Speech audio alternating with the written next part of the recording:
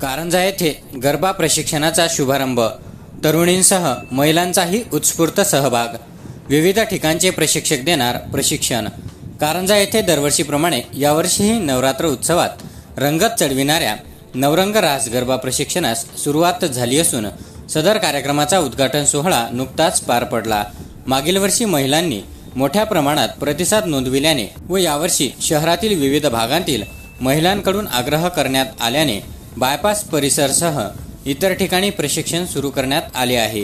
हे workshop Mira complex शेतकरी भवनजवळ येथे दुपारी 2 ते रात्री 8 पर्यंत व स्वर्गीय बाबासाहेब धाबेकर सभागृह या ठिकाणी संध्याकाळी 4 ते रात्री 7 पर्यंत तसेच शहरातील श्री मुरलीधर संस्थान हटोटीपुरा येथे संध्याकाळी 7 ते रात्री 9 पर्यंत घेण्यात येत आहे। या वर्कशॉपला महिलांचा उत्स्फूर्त प्रतिसाद मिळत आहे। सदर वर्कशॉपसाठी प्रशिक्षक म्हणून गुजरातचे अरमान भानुशाली व कुणाल आनंदम हे गरब्याचे प्रशिक्षण देणार आहेत। तरी इच्छुक तरुणी महिलांनी त्वरित संपर्क साधून सहभागी होण्याचे आवाहन आयोजकांच्या वतीने करण्यात आले आहे।